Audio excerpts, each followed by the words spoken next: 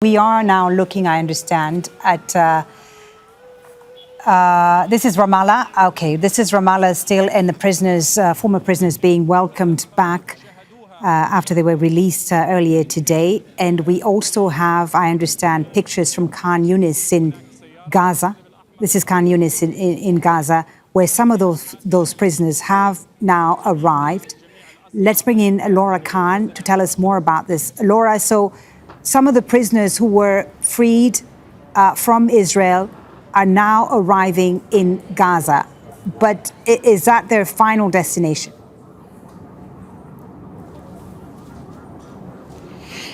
So this will be the final destination of 16 Palestinian prisoners, or former detainees now, who have arrived in Gaza through the Karem Abu Salem crossing. They are being greeted again with crowds. Friends and families members will be desperate to see them. These people were serving either life sentences or very long sentences. So, of course, this is now their moment in Gaza to be greeted back into the community. We also know that 70 people have been deported already to Egypt. They went from Qarmout prison in the Negev in the south of Israel, and they were sent off on Red Cross buses and then deported over to Egypt. So we know from the state media there that they will be sent to hospitals. We don't know whether they're going to be greeted with the same kind of crowd. Certainly they won't have their Palestinian communities there necessarily. So, and we haven't seen any footage yet from there, but we do know they have been transported, they have arrived. They will be there for less than 48 hours before they're then transported to one of three countries. It will either be Algeria, Tunisia or Turkey that are accepting them, where they can then go and live. So we don't have any information as to whether their family members and friends have been able to greet them yet, but they certainly won't have the kind of reception that we've seen in the occupied West Bank, where these 114 Palestinian prisoners came from off a prison in the occupied West Bank. They're now driving through Ramallah. The family members are going to be received in a reception that's been set up by the Palestinian Authority, but you saw the thousands of people greeting them. But it's also important to say that some of those people serving life sentences. Yeah, Laura, sorry to interrupt you. Laura, sorry to interrupt you. We're just going to listen to one of the prisoners who've just arrived, former prisoners who've just arrived in Khan Younis. He's speaking to people there and our colleagues at Al Jazeera Arabic. Let's listen to what he has to say. Hopefully we can hear some of that. I have other prisoners who have been detained for long period of time.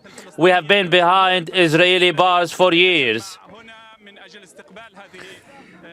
This group of the Palestinian detainees have been released, and some of them have arrived. 4 of those detainees will be medically examined, after which they will be reunited with them. Again, we've been listening there and watching these live pictures from Khan Younis in southern Gaza of some of the former prisoners who have just been released from Israel. 7 of them, as Laura Khan, our correspondent, was telling us, have returned to Gaza now. Some of the others will be deported to Egypt and Algeria. These prisoners, these former prisoners, had been serving long sentences in Israeli jails, some of them life sentences, and they've received a hero's welcome, as you can see from these live pictures in Ramallah and in the occupied West Bank.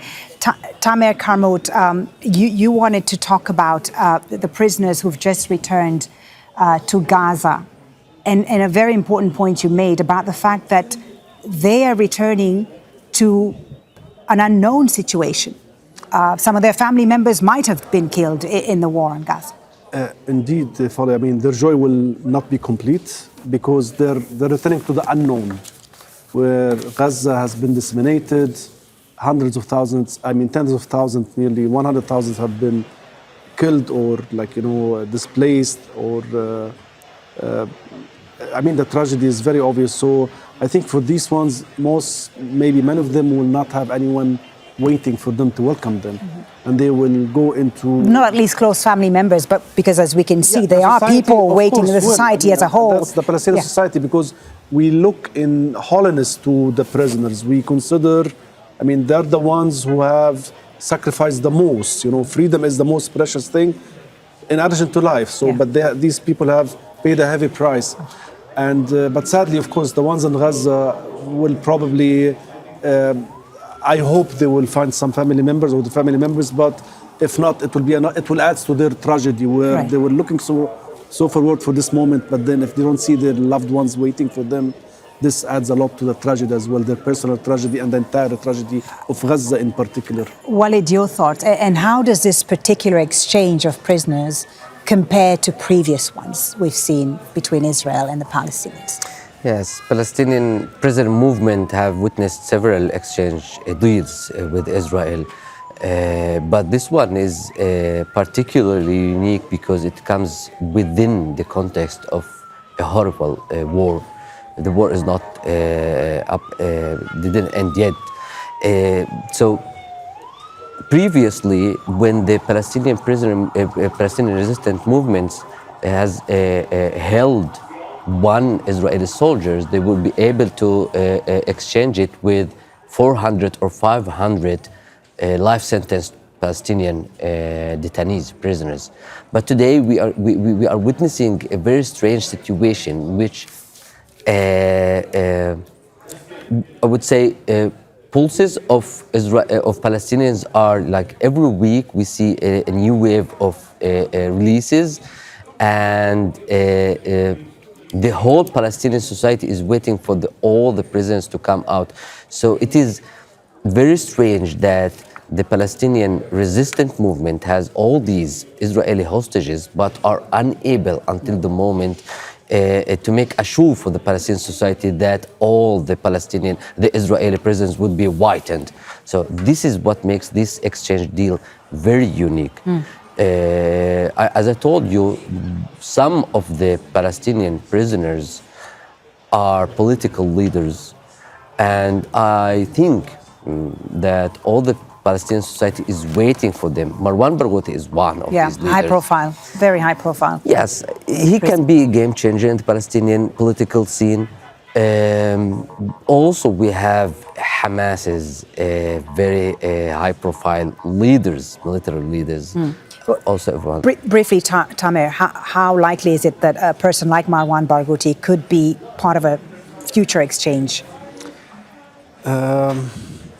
We have seen his name being circulating and discussed in the negotiation efforts, but I'm not sure if Israel has agreed it yet. For the Israelis, he's a very precious target, and for him to be released, the Israelis know that he might be a very uniting Palestinian figure, and this does not serve Israel's interest because he will expose the ones the Palestinians who have so far been an obstacle to ending the split.